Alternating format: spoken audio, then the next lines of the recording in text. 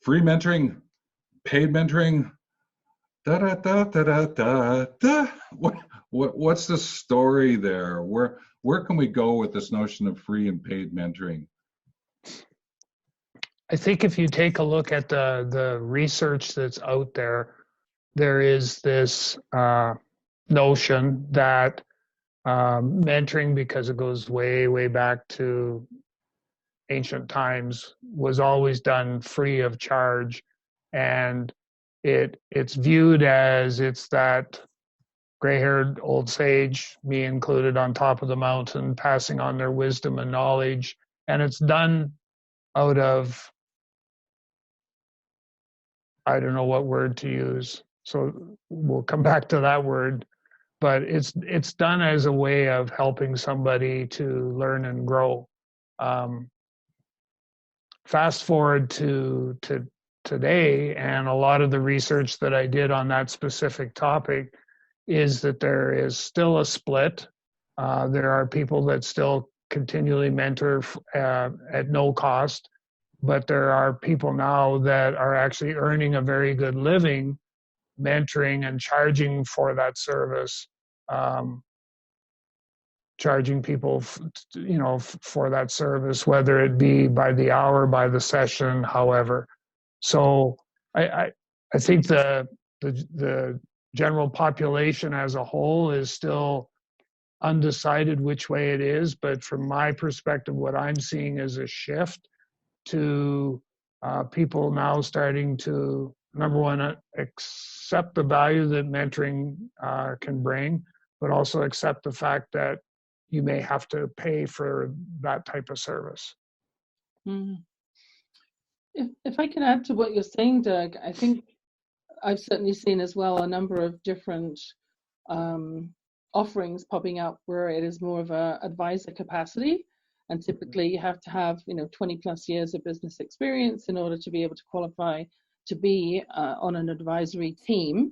And yet if you are paired up and you receive a mentor through your company, I don't think it would be a big stretch for the mentee to be thinking about who's hosting this learning opportunity for me. And much like any training and learning opportunity, if I go on a course, I'm going to be, the company is going to be paying for that for me. So that typically comes out of their learning and development fund. So the company is typically hosting this on some sort of technology platform that will be able to facilitate and ease the flow of information, and also provide some metrics to HR on who's actually using the system, how many conversations are happening, are the pairings working, is the mentee engaged, and so that has a cost to it. So I think there's a bit of a shift when it's a hosted program, such as one within a corporation, versus an individual going off and finding their own mentor because they saw someone speak at a conference, loved their energy and their insights, and approached them about being a mentor. That may be more likely where it's not necessarily a paid offering, where it's a one-on-one situation. The word that I was introduced to about 3 or 4 years ago, I was working with a software service mentoring program. And the person shared one day, came into the office, well, I think what we've got to do is really tap into this mentoring marketplace.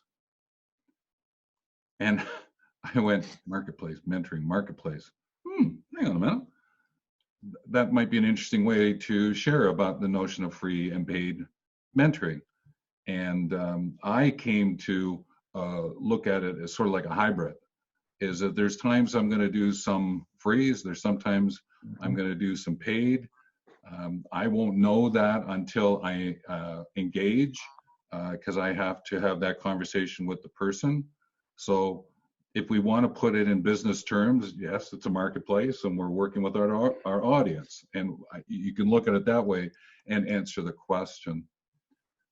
But if I go to that sort of reason why I do mentoring,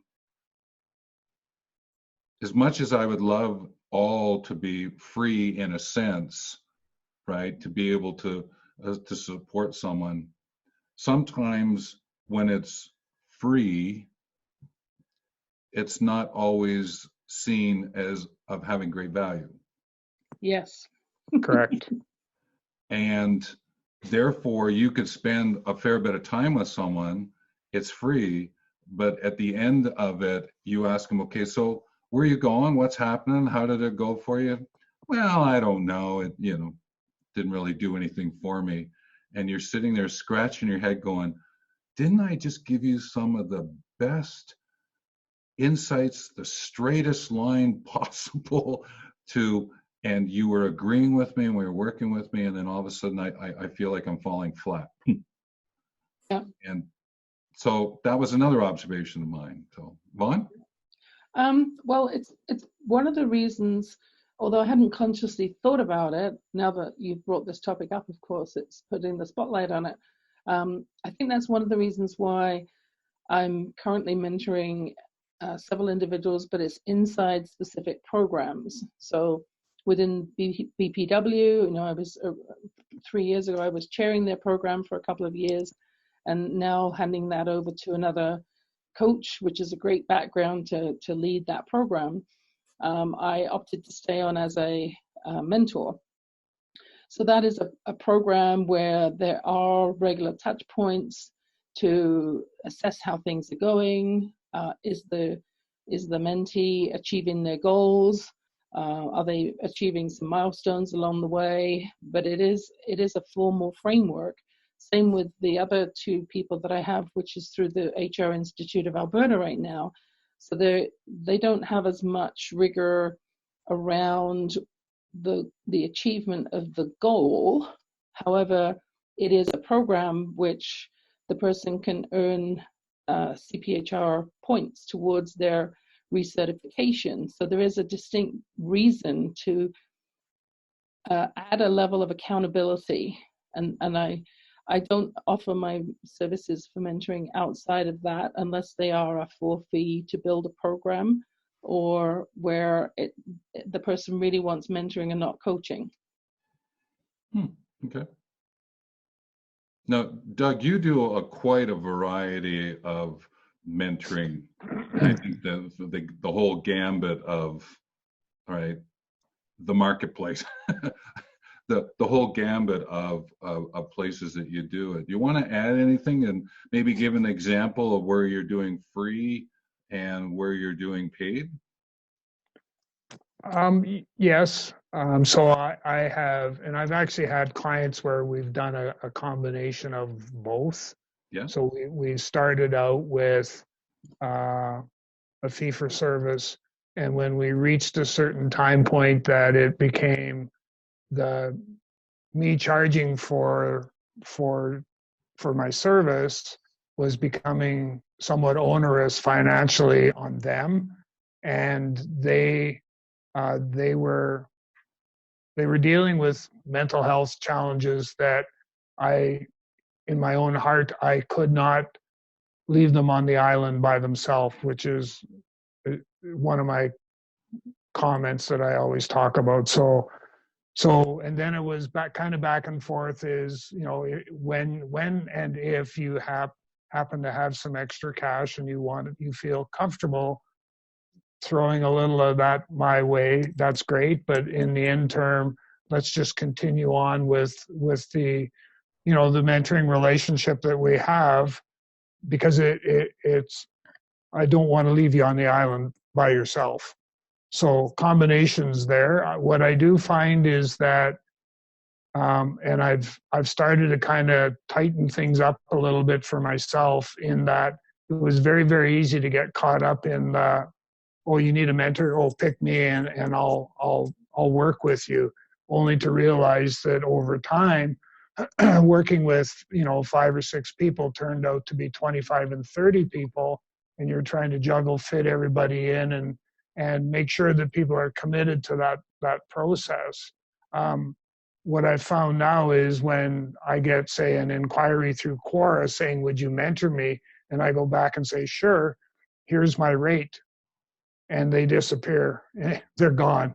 So it wasn't all that horribly important to them to invest something in themselves, because we could have a conversation and it may not be what my normal rate is. It may be a bit less than that. And who knows, I may throw in a free session here and there.